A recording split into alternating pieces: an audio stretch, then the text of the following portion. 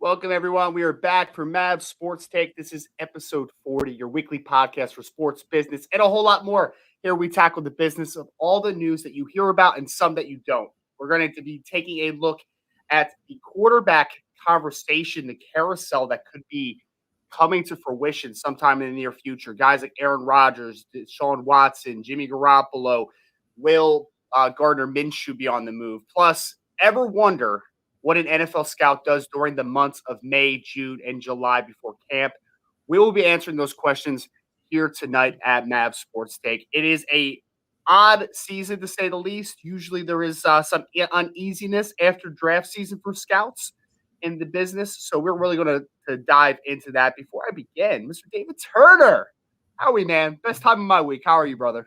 Man, I'm good. It has been a long time with the draft, post-draft stuff. Now we're starting to move forward some other things. It is just great to be on with you tonight, moving forward in a way in which we love to do and share some thoughts, some ideas, some avenues for people to think about. So I'm all for it. Yeah, man. It's going to be exciting times. We're moving right into the 2022 NFL draft. I'm going to keep talking about it because it's going to happen eventually. But for now, we have a couple great topics that we want to get to tonight. Want to thank everybody that is live with us, whether it is on Twitter, YouTube, or Facebook on the Mav Sports page. We thank you so much. We'll be taking live questions all night. If you want to throw something in the chat, we will touch on it. But before we do, I actually have a question for you. Mav Sports Consulting actually has a question for you. What did you do today to prepare yourself for the next opportunity? Did you practice any interview questions? Did you drink enough water? Did you eat healthy? Did you post to social media? Did you reach out to your teams, letting them know you were available? If not, ask yourself why. If your answer is, I'm not sure how to do that, or I wasn't motivated today, maybe signing up with Mavericks is your way to find paths to be successful at all these tasks every day. And we can support your efforts to get you to where you want to be in life. Don't question if you need some coaching. Question why you haven't secured your coaching yet. Head to MaverickSportsConsulting.com today to make sure tomorrow is successful in your quest to getting noticed. So we want to move into quarterbacks. Before we do, mention questions that were thrown out to us on Twitter earlier. I had our good friend Jack Despo, who's a good friend of the show. He's always on here. He actually sent us a question that, David, I thought was very interesting. So I wanted to tackle it real quick. So we always talk about the game is ever evolving. We always talk about the trends. For the big thing that I always mention is the Seattle Seahawks last year were the only team in the NFL that played base defense more than 50% of the time. It's a new age, and especially for us that had the ability to do a scouting seminar series, a class. We taught a class where we broke down the important qualities of each one of these positions. I feel like the NFL is getting a little blurred. So I really like this question by Jack because their game is ever evolving. The game is constantly changing. So, David, I'm going to throw out like my initial thoughts here. I want to hear your thoughts. And then if you want to add or throw out a completely different topic here, let's keep it a little free flowing. So we already mentioned we're in sub packages more than 50% of the time, the majority of the time for NFL teams. So I have kind of been talking about this for a long time, and we talked about why I loved J.C. Horn coming out this year. For me, it was because the man had played nickel as a freshman, playing inside in the slot, and then he had been playing outside corner for 2 years. And what I think a trend in the NFL is, and where the NFL is going, is that the game is becoming so dictated on matchups and the ability to take advantage of move pieces. Like, you're not seeing a traditional player, and I think this is where the blur is kind of going on. You could call a guy an X receiver all you want, but Devontae Adams is not lining up at just X anymore. He's lining up in the slot. He's lining up in Z off the line of scrimmage. They are moving these matchup dictated pieces all over the place. So defensively, what I think the evolution is, and we've already started to see it, is that these cornerbacks, for one, it's blurring the kind of the line between outside corner and nickel. Because for me, the best corners now, your Jalen Ramseys of the world, your Jair Alexanders of the world from Green Bay, they're not just playing outside all the time. They're moving inside. Linebackers, but I believe that the the line between strong safeties and true off-ball linebackers is becoming blurred because those guys, I mean, we're talking about Isaiah Simmons that was just valued so heavily coming out of Clemson last year. Is he a true linebacker? Is he a strong safety? All I know is that he is a matchup dictated player that's going to play over tight ends. He's going to take some running backs out of the backfield. He's going to play in the slot at times. So for me, the labels are starting to matter less. And for me, it is, hey, where can you play man-to-man coverage? Can you play inside out? I don't care if you're a corner anymore. I don't care if you're a nickel. For me, it is that positionless football that we always talk about. That is where the NFL is going, in my opinion. And you disagree. You're shaking your head at me, but I thought that was good. I loved what I just said. I don't know. Well, I see what you're saying, but this isn't basketball where you can run the amoeba defense and everybody just switch off and pass off and, move around, because ultimately you're going to have Shaq in the paint. And if you're covering him with, Spud Webb, it ain't going to work. So, yes, I agree. But Devontae Adams, JC, you got him. Isaiah Simmons, George Kittle, you got him. That's where the matchup dictation comes. You're not going to get him soloed on a guy that he shouldn't be covering. You're going to create that matchup in your favor. That's my point. Well, I know what you're saying. And for me, when I think of defenses, everything's a trend. Before Bill Belichick really used the 34, the only other, and did so well with it, the only other team that was traditionally doing it at the time was the Steelers. Okay. Yeah. Chuck Noll. So it was like the Steelers kind of had it, and that was really it. Everybody else was 43 defenses. And then the Patriots went and moved to the 34, and all of a sudden that became the new trend, and now 34s are almost as equal as 43s. And like you said, everybody's checking out a base. And the Ravens moved into a 34, and then the Patriots were 34. So then all of a sudden everybody had to start moving 34, and moving forward, they thought, oh, this is great. Our special teams got better. And then all of a sudden the league switched special teams to always being kicked through the end zones and all this stuff. So, for me, I don't necessarily think it's a good trend, or it's going to be a one that goes for every division. For me, when I'm looking at what you're saying there, Ryan, it's more of you got to build to win your division. And in the case of when you're matching up against Kansas City, you have the tight end that's very versatile. You have very fast speed on the outside. So you got to build to win that division. You're not necessarily building to beat the run, right? You're not going to build to beat the run. But if you're playing the Dallas Cowboys, you're building to beat the run and stop the run. And the New York Giants, you're trying to stop the run first, because those are the two teams in that division that if they run first, you're intimidated a little bit if they get that run game going. Also, the Washington football team wants to run the ball and use a lot of play action passes. So in that division, if you're building your defense, you got to build it to stop the run and then go from there. I think the trends of amoeba style defenses and players that are interchangeable is really a dictation from what the college is doing, because college has so much spread everywhere. And these players from freaking Pop Warner to high school to college, all they ever know are this spread offenses, which just does not work in the NFL because the athletes are too good and the pass rush gets to the quarterback too fast. And, you can't hit the quarterback as often in high school because there might be one guy that really is fast enough to go and get to the quarterback on a rush.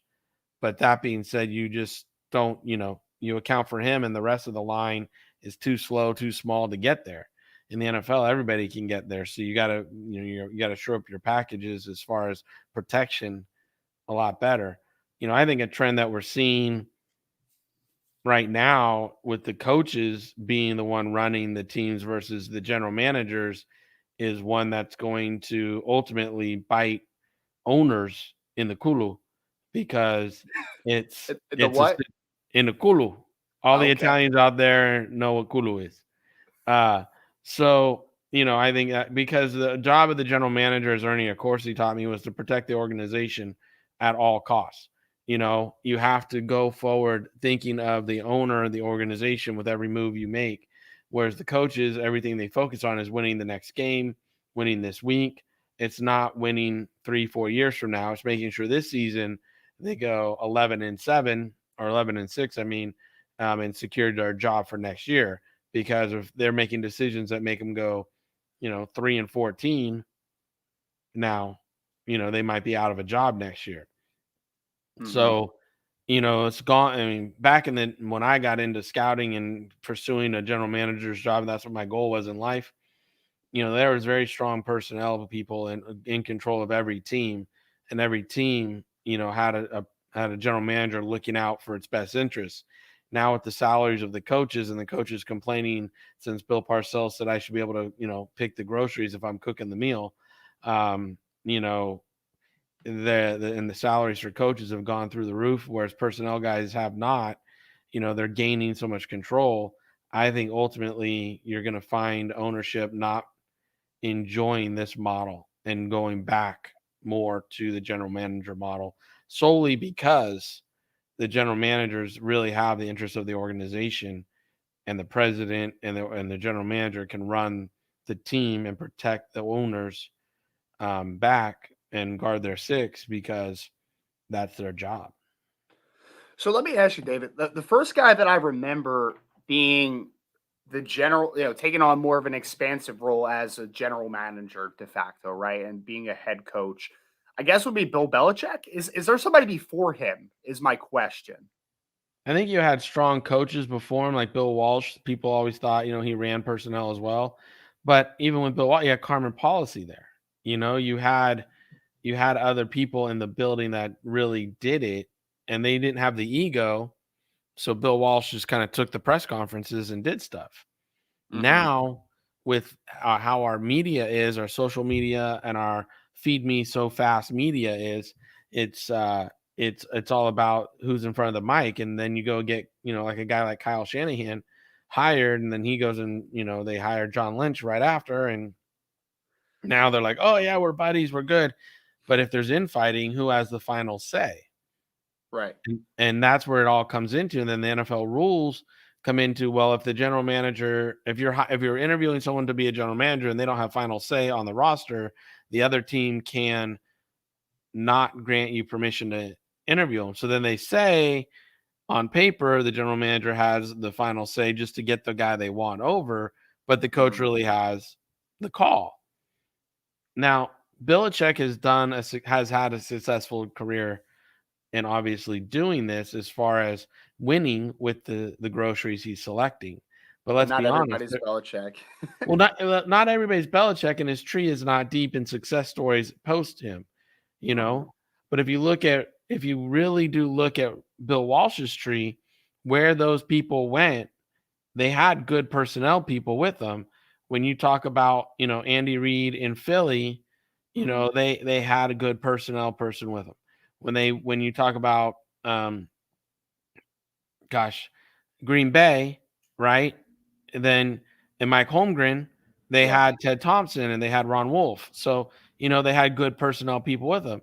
It's a marriage. You can't have silos. You can't have your personnel silo and your coaching silo and they don't talk and they don't talk.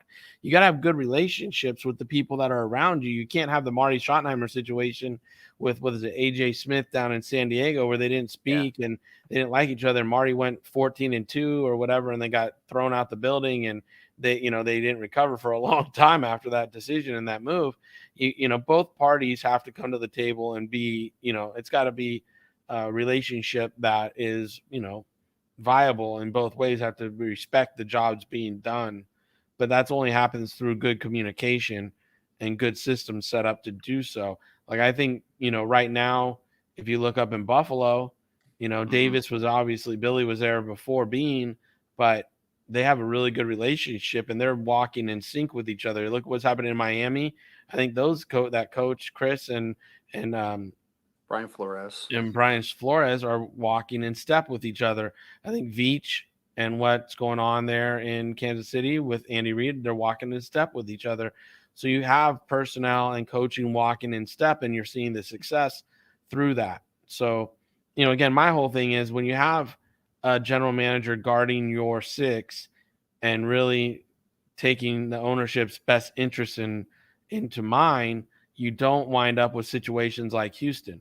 You don't wind up with situations like Green Bay. you don't wind up with situations that you have in other places, and it gets headed off before it gets to the press. It gets headed off before it really gets out of the locker room, because your general manager's got his ear to the roster and to the players, and he's working it in a different angle that the coaches can work it, because the coaches need to get the best out of the players each and every week to win football games. Whereas the general manager, that doesn't need to be their focus, and it shouldn't be their focus. Right. Well, I like the conversation about, obviously open lines of communication between both parties, whether it be general manager and coaching. I would like to say though, David, I heard your boy Bill O'Brien had good conversations to himself. So, just throwing that out there real quick. Next topic. My boy. Yeah. Your boy. Dude, you are a big B.O.B. fan. Let's be honest about it. How's Billy Boy doing? Where is he at again? Is he back up with the Patriots? I think he might be coaching high school football in Jersey. I'm just no. I think Billy Boy might want. Did he go down to Alabama? I don't know. Yes. I think you are correct there. I think you called that one correct, which is a great spot for him. He's a good college coach. Let's end it there. So we're going to talk quarterbacks. One of his former quarterbacks also is the big topic, right? Talking about, of course, Mr. Deshaun Watson from the Houston Texans, who we kind of want to lay down. We've talked about the issues that Deshaun Watson is facing right now legally. So I want to kind of paint the picture a little further in depth. We want to talk about what could be next steps with some of these quarterbacks that could potentially be on the move. What are reasonable destinations, maybe a little bit, but more than anything, like risk versus reward, I think is a good conversation for these types of pieces. And I think a perfect way to start again is with Deshaun Watson. So obviously legal controversy. He's facing 22 civil suits against Watson. All of the claims arise from allegations of misconduct during a massage therapy session. Peter King. Several. Several, I'm sorry, misquoted there. I did not want to misquote such a serious subject here. So, of course, Peter King from Football Morning in America's column laid out some possibilities for Deshaun, both in trade possibilities, both in the 2021 spectrum of a season, and then more than likely, from what it's sounding, 2022. Now, let's be starting off here. This is all very dependent on whether or what the outcome is of these legal disputes, because right now it looks bad. Like, let's call it what it is. I know the longer that, and it was highlighted in Peter's article, the longer that we're not hearing too much, that is actually better for Deshaun. So we'll see what the outcomes are long term. But possibilities here, David. We're talking about it. And in the article, they discussed if something does happen, more than likely in 2022, so we're talking way into the future, Philadelphia Eagles and Carolina Panthers are apparently the favorites in the betting odds, each 3-1 odds to land Deshaun Watson. And then you have teams like the Washington football team at 5-1, Denver Broncos 6-1, Houston Texans 8-1, which made me laugh a little bit. New Orleans Saints 9-1, Miami Dolphins, Minnesota Vikings a little further down the list, Pittsburgh Steelers.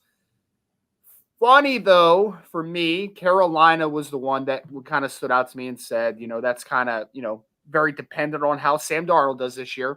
But then they're saying 2021, the clear front runner, if it's more in short term, if things are resolved and he is in good grace and good standing, even though I'm sure he's going to be facing some type of suspension, even if everything goes his way with the proceedings. But the team that is the odds-on favorite is the Miami Dolphins, followed by the Philadelphia Eagles, Houston Texans again. I guess retaining him, Carolina Panthers. So I would say this, David. I obviously am right outside of Philadelphia. I listen to WIP in the morning every single day on my way to work, and this has been the huge talking points. And I know it's going to be, and it's going to continue to be, because people aren't sold on Jalen Hurts. They're not. So the team is not putting any confidence behind him, from that conversation. And they seem that, any quarterback rumor, the Philadelphia Eagles are going to be associated. And obviously they are a couple of the favorites in this situation. So let's start here, David. More likely outcome for you. Let's assume that things get remedied. I know that's very dependent on what the timeline looks like. But you have to think with how everything is kind of transpiring and how long legal processes do take, usually, that the trade in 2022 is probably more likely. You agree with that? I don't know, being frank, Yeah. because so Peter in his article was talking about how he might put on the commissioner exempt list why this gets figured out in 2021, Right. allowing the Texans some distance and the league some distance from whatever's going on, and then make a decision on 2022. But I think if he's on that exempt list all year, people will say, when's he coming off? Is he eligible to come off? Is this a time where they can pull him off? Now that these court proceedings or whatever are settled, can we now see him emerge? Can we see him traded? The question about him all year, I think, will sit and linger if he's on that exempt list, which is what the organization and the league, I think, want to get away from. So for me, I just don't know if that's a viable option, or if the commissioner comes out and says, listen, we're suspending him for the year and move on. Now, the articles made it seem like it was a good thing that they're silence.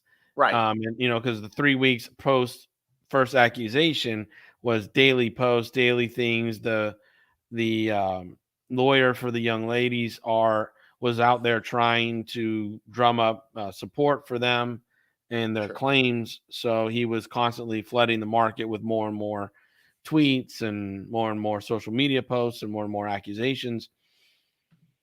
Personally, I don't understand the silence, because I would feel the organization would want to have information coming out. If things are being negotiated, if they're not, whatever, I think something, silence to me is not always the best thing. In addition to that, if for some reason, let's just say he comes out with 22 settlements all at once, he settles all cases, or he settles 18 of the 22 and the other ones walked away or whatever. I don't know. You know what I'm saying? Yep. Who touches this guy? I don't know, man. Because again, like, all the fans will say whatever they want to say, and the markets and the radio hosts that will, want you to tune in to listen to it. Hell, here on Navs, we're talking about it. But as a general manager, who's going to touch them in a trade talk, and what are they going to get in compensation for them? That's my question, because if you go to Philly, does the Philadelphia market and do the Lorries want him there? And then say they don't. I really have a hard time thinking that he goes down to Miami with the ownership and the people down there that are in charge. I know them from working there, and I don't see Jill and those people in Miami in the ranks, Mr. Ross and everything. I mean, I think a couple of the owners are J-Lo and Serena Williams, each got 1% of the team or something. I really don't think they want him. And then I can't imagine any of the female owners in the league want him. No. So again, where does he land becomes of not just where the fans want him to go, because they don't, they think he would be a good football player. The organization is $1 billion industry in itself. And to have that, and there's three faces to the franchise, as you heard me say before: the coach, the quarterback, and the GM. Nobody can tell you, very rarely can somebody tell you even what the president's face looks like for an organization, but they can tell you what the GM, the coach, and the quarterback look like. So for him to guide your ship into the market, I think you're inviting a lot of headaches to trade for him, when you can roll with whoever you have this year and keep that stream of income and revenue flowing in whatever direction it is. And again, you might not be sold on Hurts, you might not be sold on Tua, but it might be the organization's decision. It's better to roll with one of them than bring Deshaun in with 22 settlements on his record.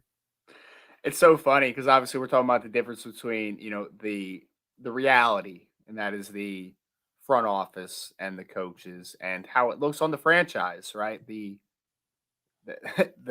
mean, it's a huge decision, but then you listen to some of these people. I will tell you this, David. I don't know if they did a poll this week on WIP here in Philly, but I'd be willing to say about 80% of these fans want Deshaun Watson in this situation without even it's unsettling, to be honest, because, they don't even really, I don't think they take a step back and just kind of think about, the wide scope of it. It's just, oh, he's a great football player. We know he's a great football player. So so the last conversation piece, because, you guys can, we laid it out pretty well, I think, but if you want to continue to Google it, it's a lot of unsettling, I think is the word that just keeps popping up for a guy like Deshaun Watson and everything that he's dealing with, and that these poor ladies that are in effect here are dealing with also. Can't Well, forget about you're a them. father of a daughter. I'm a father of Yep. a daughter. Yep. And, if one of these accusations was correct, I would have one. Right. A single just one. just one. Yep. One of the 22 is correct. Yep.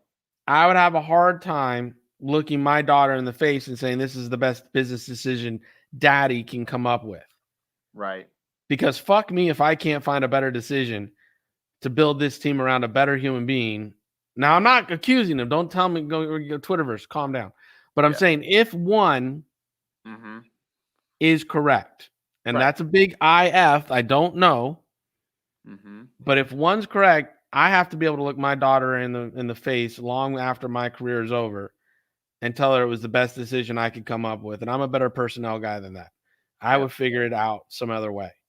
But before the accusations came out, the organization had an opportunity to get, to go and pawn him off and get a king's ransom for him.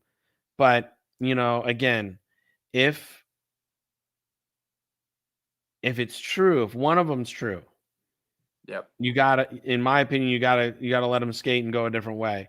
If it's not true, if for some reason the cases have gone silent because they're finding less evidence, whatever, to support it, and it was all fluff, and then they're getting it together to be able to, stomp out all 22 accusations, which is hard to believe, but maybe they can. I don't know. Again, the man's innocent in my eyes before proven guilty, but we're on a show, so we're talking about both instances here. Then I hope they clear his name and he gets to play, and again, people apologize to him, because again, right now we have accusations. We have a lot of them. It's a big weight on one side, but we haven't proven, in my mind, in my eyes, I haven't seen proof of it yet. But again, as a father, one proof, and it's going to be very hard to touch this guy as a player and look your daughter in the face saying this is the best daddy can do. Even though he's a rare talent, he's an incredible talent. There, football goes beyond just talent. Absolutely. It's very well said. And I would say that, I think a lot of people would want to talk about, like, hey, if nothing was looming over his head, this never happened. What is his asking price? What is the price that a team would be willing to pay versus what it is now? I don't even want to entertain what it would be now, because we're dealing with so much speculation here that we're just going to cast it off. If he was fully ready to go, none of these accusations ever happened. When we were talking about the trades before anything ever happened, any of these allegations, 3 firsts, maybe, for a 25-year-old top 5 quarterback. Very possible, right? I think that's reasonable. I think you could have got 4 firsts, 2 2s, and a 3 at least, because being honest, his talent has been proven. He's an MVP style candidate. He's a guy who's got the arm talent, move around the pocket. He's not had a lot of people around him when he did have Hopkins down there. He made some incredible throws, and Hopkins bailed him out and different things. But if you were to go put him on the Steelers right now, I think the Steelers would be the odds-on favorite to win the Super Bowl. And he just had his best season without DeAndre Hopkins too. So incredibly talented football player. Nobody would ever question that. I know Dan Cassidy, shout out to Dan Cassidy for throwing us the first question of the night. Does anybody have any faith he won't be suspended for some period of time? A lot of smoke. Absolutely, Dan. I think that it's imminent. Even if everything goes like David's saying, completely the best possible way, I think it's a bad look either way. I think that there's going to be some type of suspension, and I think that he will have to serve that time, because this is a serious issue that cannot be just skated by. Even if everything is acquitted and he is good to go, I still think that he would be facing some sort of suspension. Absolutely. No, I agree. I agree. He's going to miss some. Sorry, I thought you were wrapping it up and moving on, but no, I agree. I think he's going to eventually be suspended for some period of time, depending on what the outcome is. And I really believe the NFL hopes this gets wrapped up in June, or July at the late before training camps open, so they can open on a positive note. We saw people talking about fans being back in the stands today. We're seeing different, positive, notes coming out of different places that they want to talk about. They don't want to talk about schedule release, man. Yeah, schedule releases tomorrow. Yep. My friend who works at the Redskins, or I'm sorry, at the Washington football team, it was talking about how tomorrow's like their Christmas day because schedules release, and it's all coming out, and people can be positive about who they're playing, and the home games tickets can go on sale, and yeah. This is a black eye that the NFL doesn't want lingering, so they really hope that it can go away sooner than later. Yeah. Obviously, we went to spend a lot of time with Deshaun Watson because there's a lot of layers to that potential. Let's move on to another guy that this was kind of spurred onto us relatively quick, right around the draft time. It was funny, like it was the morning of the draft. I was like, it's Thursday, yeah. The morning I went, David, this is the funny. I don't think I told you this. I went on a Green Bay Packer-based radio station literally like a half an hour after that news broke that Aaron Rodgers was disgruntled and he wanted out. He's not returning to the team.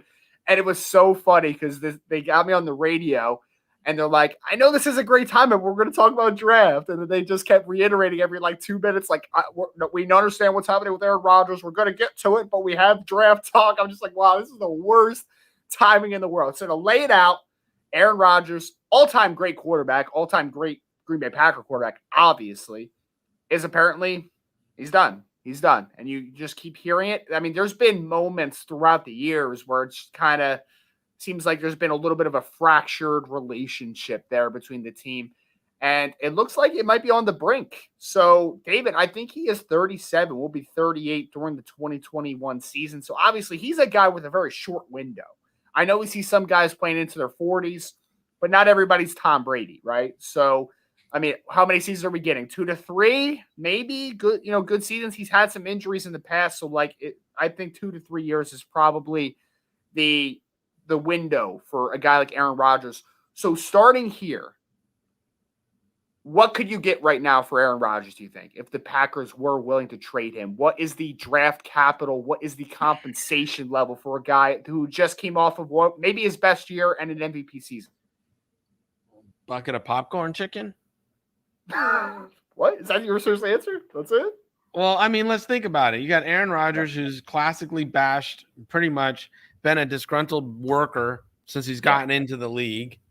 They're even saying he's still carrying around the grudge that he wasn't the first overall pick by the Niners, which is hilarious since I think we went into detail on this at the draft show. Why he's a Bay Area guy, man. He's a Bay Area guy. Doesn't matter. It's his own fault. It's his own damn fault that he wasn't the guy, and he still doesn't take ownership for it. But do you want to bring a 37-year-old disgruntled individual into your locker room who's talented, but wants everything done his way? And again, some team can go out there and sell their soul. If you're the Pittsburgh Steelers and Green Bay will send them to you, maybe you do. If you're a team like the Colts and he can come in right away and help you win right Wentz, away, baby. What are you talking about? You got Carson Wentz. Yeah, like I said, the Colts, maybe you bring in Aaron Rodgers and you win a Super Bowl. Okay. Broncos. Team. Again, I hear the Broncos a lot. Yep. And it's interesting to hear that team, because to me, they're not a quarterback away. They still I think they are. I think it's a pretty good roster, to be honest. I think it's a good roster. I think it's a decent roster. Don't get me wrong. And I think he's got decent offensive linemen. He's got good receivers. But I'm not sold on that offensive line there. Now, I might be wrong, but I'm not sold on that offensive line. Like if you told me the Colts called and Aaron sees that offensive line in front of him, he might be like, "Oh yeah, let's go." I got these offensive line. I got some weapons. Let's go. Carson Wentz play tight end. Yeah. Yeah. So that's interesting to me. But for Aaron, I don't think the market's going to be 3 firsts or something like the value for him makes Green Bay go, yeah, let's do it. And again, even 2 firsts, I don't know. MVP, man. One of the best we've ever seen do it. But what Seriously. teams are one player away from winning a Super Bowl? So, what teams are one player away from winning a Super Bowl? I think you named the Colts. I mean, we'll see if Carson Wentz is their guy, right? I think the Broncos are pretty darn close, man. Like I really do. I understand your concerns a little bit with them, but like I think they're pretty close, to be honest with you. I think the Washington football team is getting pretty close. They're close. I don't know if they'd be in the They are close. market. That's a good call. They are close. Like they have Fitzpatrick. I know he's kind of the stopgap for the year until Quit they calling figure him out the next Fitzpatrick. guy. He's Fitzmagic. Oh, okay. Well, Fitzmagic is also I think 38 or 39 years old. So the magic is almost out. So they're another. You know what? This is a team, David. I know they've had a kind of a questionable offseason with some retooling, if you want to call it that, of the offensive line. I think the Las Vegas Raiders are kind of No, close. I knew you They're were going to go kind there. of No. a little bit close. I'm not saying they're going to win a Super Bowl, but like they would definitely be a playoff team. And then as soon as you get in the playoffs, like see what happens, type of thing. Especially in the AFC, like you just need to get past the Chiefs, honestly, at that point. So Well, again, they got to get past the Chiefs. They got to get past. Saints, Yeah, that Saints. Saints is the team I'm thinking. But Ooh. again, he has 38 million owed on his cap. If Yeah, they trade him, I want to say that the Green Bay is on the hook for 30 of the 38. So the team getting him only has $8 million on the cap hit, but the dead money for Green Bay is $30 million. Instead of telling him suck it up, Buttercup, and come play for us, you're allowing him to go out the door and get what he wants, and you're still paying him $30 million. I mean, when Teddy Bridgewater got traded to the Broncos, he had 10 million guaranteed, and Carolina's still paying 7, and the Broncos are only paying 3. So for the Carolina Panthers, they're like, well, we got rid of Teddy, we got Donald, we picked up his 5th year, cool. And it cost us $7 million, which is a decent hit on your cap. But that being said, it's only 7 versus 30. right. Right. No, I get that. So what are we settling on, David? If in the perfect world, I know you're having a tough time finding a team that you think is a reasonable landing spot, but 2 firsts, you think that's reasonable for a guy like Rodgers? You think he could command that? I think if you're Green Bay, you're looking for 2 firsts and probably like a switch in the 3rd to a team that's going to be higher draft pick, Okay. maybe even a 2nd, and again, it could be a first next year and then a 1st and 2nd in 2023, because the 2022 draft class seems to be very coveted. So it would be something of that nature, but I just find it hard for them to let him go when they have so much dead money on their cap. And then, who's gonna sell their soul to bring him in, because he'll be the one guy. Well, Philadelphia Eagles fans are also very excited about Aaron Rodgers possibility, right? The Philadelphia Eagles Well, love that makes their more sense to me than Deshaun, just because of legal that young ramifications. coach. You got a good system that would actually fit Aaron really well there. It was similar to what the Colts ran, from what I'm understanding. Yeah. So that would fit Aaron. That would be a better situation. But again, that offensive line, I don't know if it's where Aaron wants to go. I mean, if it's healthy, it's very good. But I mean, the Eagles have been dealing with injuries, obviously, very recently. And they just drafted a guy that's never finished the season healthy. But whatever. But he's not going to play this year. I mean, Yeah. let's be honest. So, all right. So those are obviously the 2 big names on the market potentially: Aaron Rodgers, Deshaun Watson. Want to get real quick a couple of the lesser known, smaller names. We'll call them smaller names. David's favorite quarterback, Jimmy Garoppolo. Obviously, Trey Lance drafted number 3 overall. The writing's on the wall. Jimmy G is about to be out the door. The question is he a bridge for this year to bring Trey along for a few games? Maybe, sit him the whole year potentially. Who knows? Or is he a guy that's going to be out the door early? I think that I said this on my podcast this week, David. I would love your insight into this. I think Trey Lance is going to start the first football game this year for the San Francisco 49ers. I do not think there's going to be a bridge option. I think Jimmy Garoppolo is going to be out the door soon. I think it's going to be very dependent on, like, hey, when we get to training camp and preseason stuff, what team's quarterback goes down, who is in an emergency situation, and then that's going to be kind of where Jimmy G comes off the board. I don't think that it's going to be anytime necessarily soon. I think it's going to be a team that gets a little desperate. Jimmy G to the Saints. Watch that move.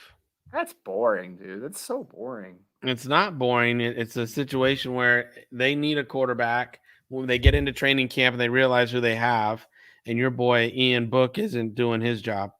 Oh, my boy. Yeah. In He's gonna Notre be Dame, you got to live and great die with holder, him. man. Great holder. It's gonna be that fantastic holder. So, I think you might wind up, because again, that's a situation where I think he's owed $23 million. Yeah. And it's a situation where the Saints can clear some room, work some contracts, and the Niners might actually pay the money, the 15 million or whatever they have on the hook on the back end to get rid of Jimmy G and send him to the Saints. And though it's both NFC teams, they're different divisions, and Jimmy G with his injury history, whatever, he probably is only going to command a 6th or a 5th round pick in compensation. Or if you trade him to the Saints and say, hey, listen, if he's your starter for over 8 games, 9 games, that 6 turns into a 3rd, and you put a conditional pick onto it based on his health and staying healthy and everything.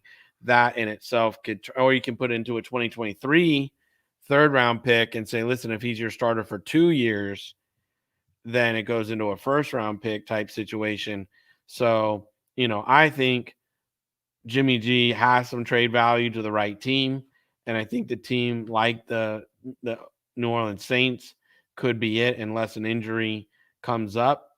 Even watch Jimmy G down to Houston. If Deshaun Watson winds up going on the commissioner's exempt list and his salary comes off theirs, they could call up to San Francisco and say, hey, can we get Jimmy G and bring him down to Houston? Now he's in the AFC. He's out of the NFC.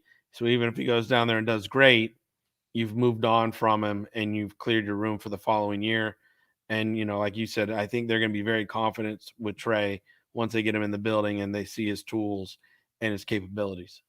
David, I thought you liked Jimmy G and you want to throw him to the Wolves down in Houston. Come on, man. That's so I'm just looking for disrespectful. teams that might need help, brother. I'm just, until training camp happens and until injuries happen, you don't want to, you can't go out and say this team or that team. In New England was the rumor, but they went and got their guy in Mac, which again, they're not going to try to have Cam Newton, Mac, and Jimmy G all on the roster at one time. That's just not a New England way.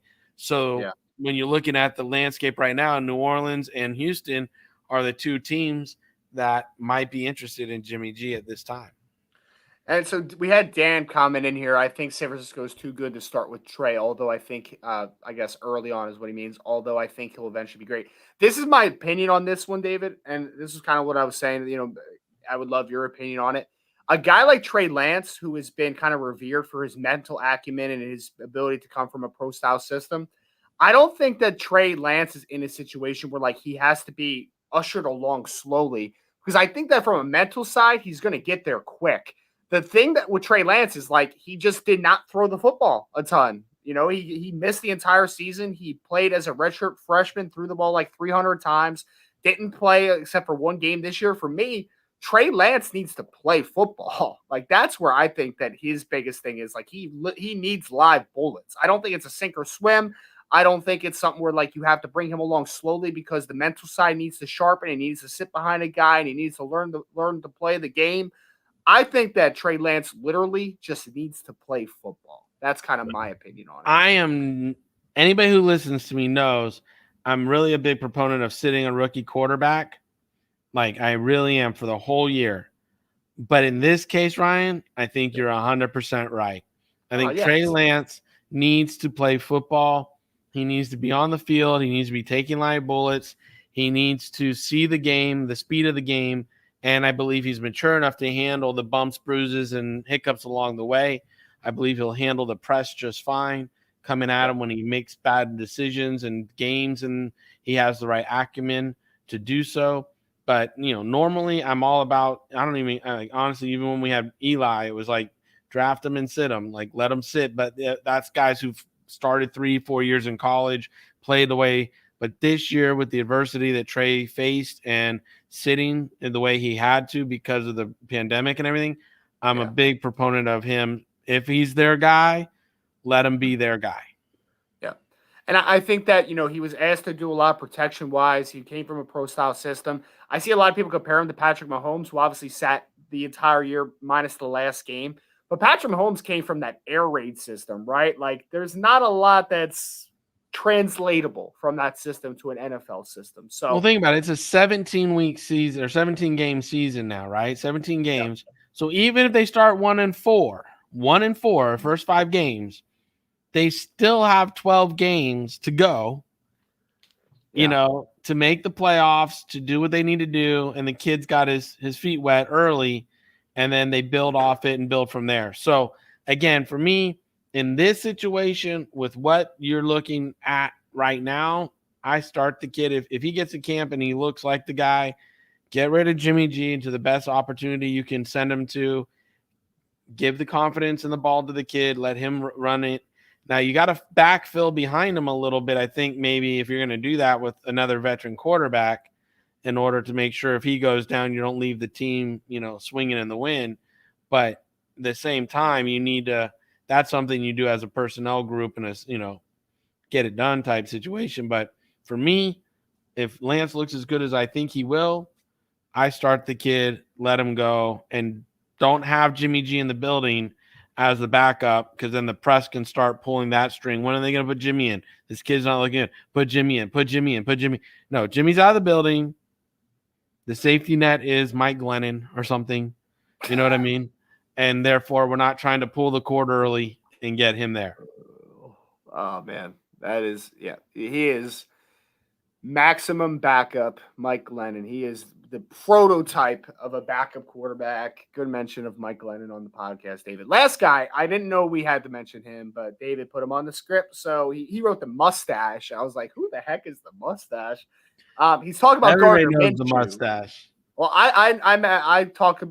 for me, the mullet sticks with my mind more than the mustache, but he's got the Joe Dirt look obviously going on. We're talking about Gardner Minshew, quarterback for the Jacksonville Jaguars. Starter in 2019 after being a 6th-round pick out of Washington State. What they were with him early. They took him out because I think they were just trying to make sure that they stayed in the position they could to get a guy like a Trevor Lawrence. So now the question is, Gardner was pretty solid when he played football. So it's not like he's a disaster. I think he does have some trade value. So the question here, David, is what is his market? Where does he go? Who wants him? Is a team going to be willing to give him an opportunity to start? What is the outlook on a guy like Gardner Minshew?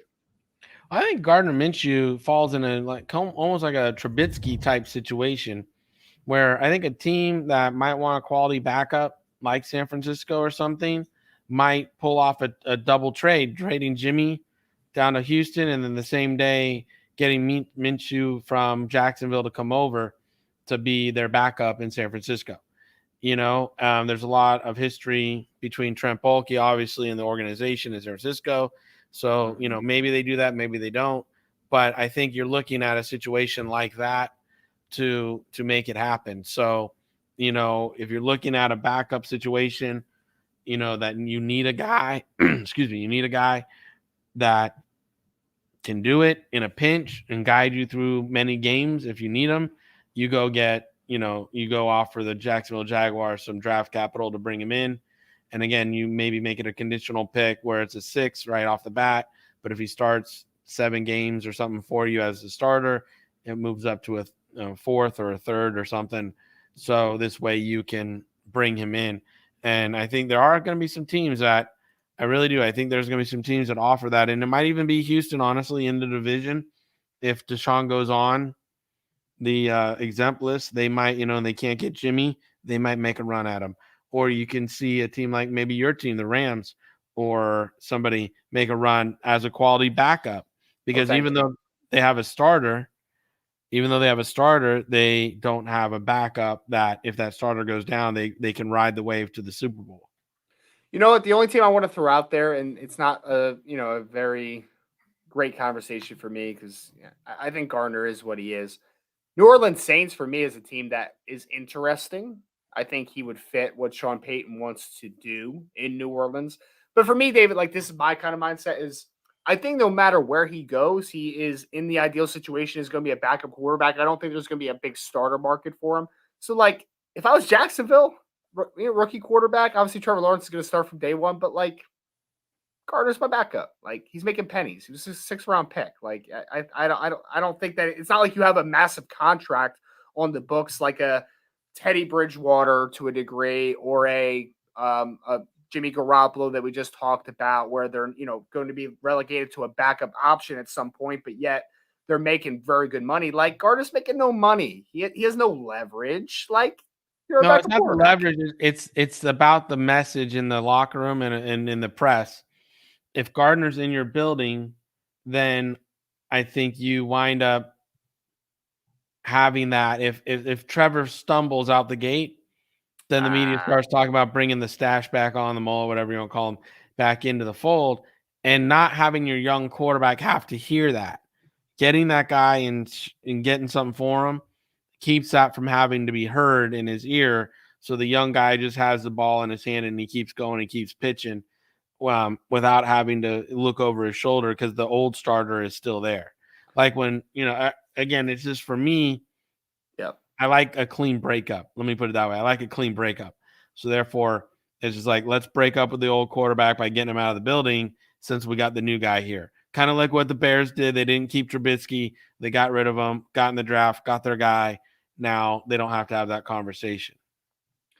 For me, Gardner, I don't know. I don't know if there's going to be that much buzz just because, I mean, the dude got benched for Mike Glennon and Jake Luton last year. But we want to move on to the next topic. Maverick Sports Consulting is up for this challenge in remodeling your social media branding. We will customize your social media accounts to properly and accurately depict your messages to attract future employers.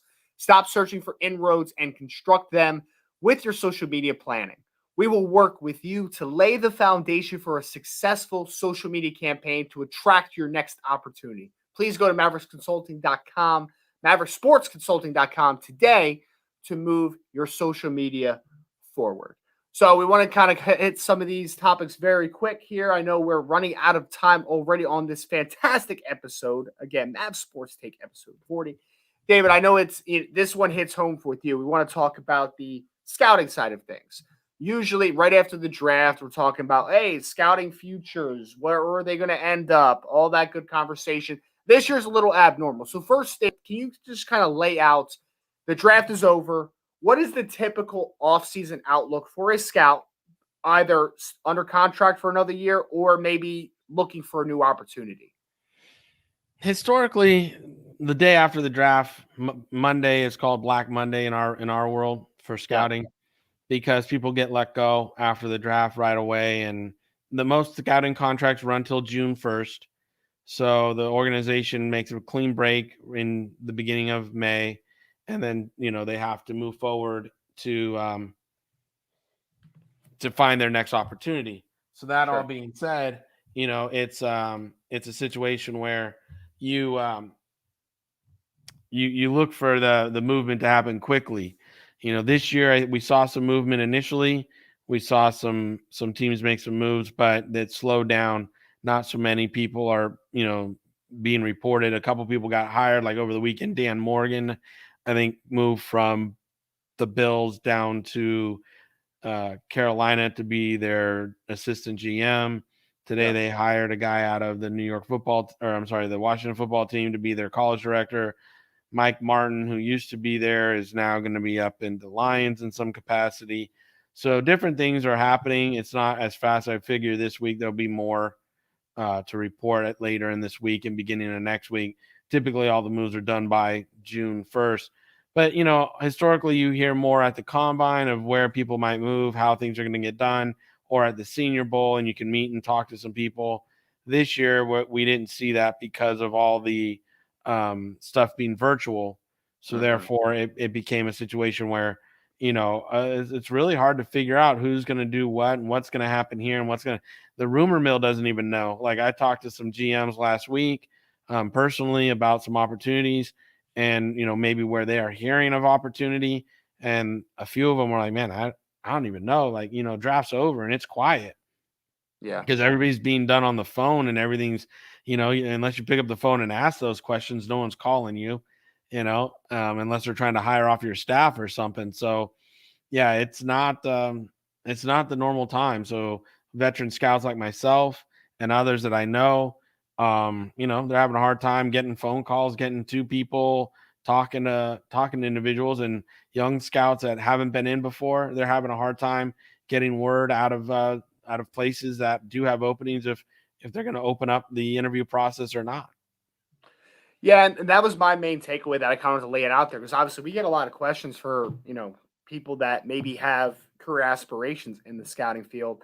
I think what you mentioned about the cancellation, the virtual aspect of the draft process for a lot of things, for the combine and some of the all-star games, that connection that you make with, individuals from other teams, front office members, like whatever it is.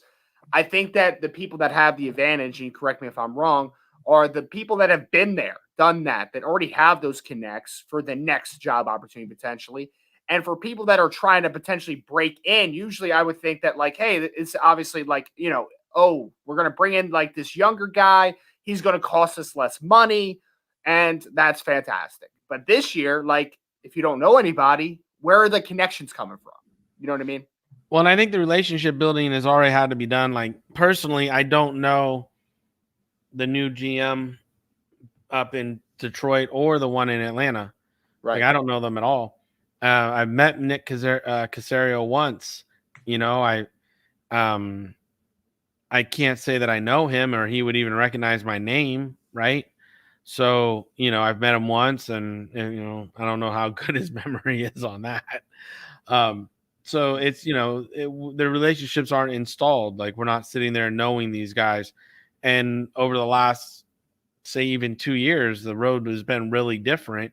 So the pro day got canceled in, 2020. And then, they were kind of back in 2021, but not everybody was out there on the road. Then you kind of had a, scouting season this year, but not really. And it was just, again, it's just really, really weird. So it's kind of like you've had to have that inroad already laid. And I think people have to already know you to make the moves. Are people being let go? Yes. Are they being reported? Yes. You can go to, obviously, Neil Stratton's Inside the League. He does a fantastic job, tracking and tracing all that. He's a great friend of the show and of us. But that all being said, laying inroads to get into those people is not easy because of those things being missed this year. Yeah, definitely limits opportunity for sure. And then for the people that are potentially looking for those career aspirations, I feel like the next stop, and I've already heard from a few people that are kind of inquiring about the possibilities in the NFL, is the next step is CFL. Maybe that when they return, maybe there will be opportunities there. I know we had Farum on a while ago, obviously when everything was happening, the cancellations, and trying to figure out like what the next step is, where the money's coming from to make it happen. I guess kind of what I wanted to leave on in this conversation, David, is like how, I don't want to say possible, how what is the vindication in your confidence that the CFL will be back in a reasonable amount of time? And do you think that due to so much financial stress, there is going to be opportunities for young scouts or just people that want to work for these teams in general? Do you think there's going to be much opportunity out there? Because I have to think it's going to be very limited. I think you're going to be offered faux free work. Right. That's what it's going to come down to is, okay, great, kid. You want to say that you're one of our regional whatevers for free. That's fine. But that also being said, I know there's the roster limitations on who can do that, because Saskatchewan used to have a bunch of scouts down here in the U.S. and they were, based per game. They could go to a game and write a report on them and send them up there. And they had a whole fleet of those individuals down here. But not every team can afford that. So they wound up limiting how many people can be working for the team in any kind of capacity, whether it's a coach or a personnel. They have limits. So again, I think they're trying to do more with less up there. So some opportunities down here to be area scouts and stuff for the teams, for the CFL teams, what might be in fold, but it's not, if it's paying anything, it's going to be like a couple $100 per game you go to or something. Right. But it's not going to be like a lucrative deal. It'll be a foot in the door. And maybe, again, that's what somebody's looking for. Great. But I really have reservations that they're going to play, mainly because of what I'm watching happen in the country. more so than just the CFL. The country the other day was talking about rollouts being limited at this point and their doses being limited. So therefore, one of the government officials went and said that likelihood of fans being allowed at sporting events probably won't happen until the winter. Well, if anybody knows, the winter up there is not when you're really playing football. And, football is at the end of this fall in November area because it's too cold to be playing in December up there. The fields and the winds and the snow and the weather is just too brutal. So, if that's the reality coming from the government that they're not going to allow fans in stands until then the likelihood of that whole league having a season is question marked because of the of what's happening in the country. No fault of the league, but the league just doesn't have the money to sustain a season if there's no fans in the stands. It's just they don't make NFL TV contract style money, and these players don't make that kind of money to, they're already been asked to take a pay reduction to re-sign contracts and to fall under a salary cap, as is. And then the league proposed a model where they would take a further pay cut if they reported and played. And then as fans got introduced back to the stands, they would, up and increase. And the PA rejected that because they're like, there's no guarantee the fans are coming back. So you're trying to basically renegotiate the CBA without renegotiating the CBA because you're trying to ask us to have all our players take further pay cuts, which is something, honestly, as a union, you shouldn't be comfortable with. So I applaud them for that, actually. And, the league in itself, I said months ago, should probably take the 2021 season off, plan for 2022 when they can put fans in the stands and come back. And, yes, you're going to take losses. And, yes, there's going to be people losing more jobs and money. And I get it. But as a league that, if you want it to sustain, putting a bad product on the field without fans in the stand is not a good model for the CFL. No, I agree completely. There's a lot of things that still need to be worked out, a lot of implications that need to be kind of, understood. And I think that the best step forward still needs to be evaluated further. Opportunities limited. So sorry to end on a negative note here, but I know we wanted to kind of do our what sticks with us, what we kind of want to leave the crowd with before we hit the outro here. David, I just want to do a quick shout out and then I'll let you end us. Colt Brennan, of course, former Hawaii quarterback, and then he played with the Oakland Raiders for a little bit. He played with the Washington Redskins at that time. Unfortunately passed away today at 37 years of age, which is a very sad thing to kind of end the podcast on. But for me, so Colt Brennan's 37. I'm 29. I remember very vividly his Hawaii days. He was, for a while until Joe Burrow last year at LSU in 2019, he held the touchdown record, shattered it. He had 58 touchdowns his junior season at the University of Hawaii. Was a guy that was a little well-traveled, was at Montana, I think, before Hawaii, and had a fantastic 2-year run there at Hawaii and was a lot of fun. He had that old dark visor, fantastic player, obviously, in college. And then, he had a cup of coffee in the NFL for a little bit. But just really want to send out condolences and the deepest regards to the Brennan family. I know, obviously, this is a very difficult situation. 37 years of age is obviously much too young to leave this world. So I really do want to just send my deepest sympathies out to them because I know it's a terrible time for them. But I do also want to celebrate what Colt Brennan was able to accomplish and the great football player that he was specifically at Hawaii under June Jones and those great Rainbow Warrior teams back then. So want to set out my deepest sympathies and remember an all-time college great quarterback, Colt Brennan, as his unfortunate passing happened here today. Colt was one of my guys, that I had him signed and we were ready to play with him up in the UFL. Jerry Glanville was our head coach, and he wanted Colt, and I was like, well, we got this Gerard Johnson out of Texas A&M. He's 6'6" and agile. And he's like, yeah, but Colt, now I'll tell you, he's gonna compete. He's our guy. And I was like, okay, let's bring them both to camp and let the competition roll. And then I got introduced to Colt and came up for some press up in Connecticut, and we got to hang out and got to know each other pretty well. And even when I moved to Arizona, Colt stayed in contact with me, and he came to town on an appearance or something, and we went out and had a couple and reminisced about football. And his dad joined us, who's a very large man. I mean, very, very big man. Colt was kind of his mom's body style, little slender frame guy, and his dad, was kind of, an offensive tackle.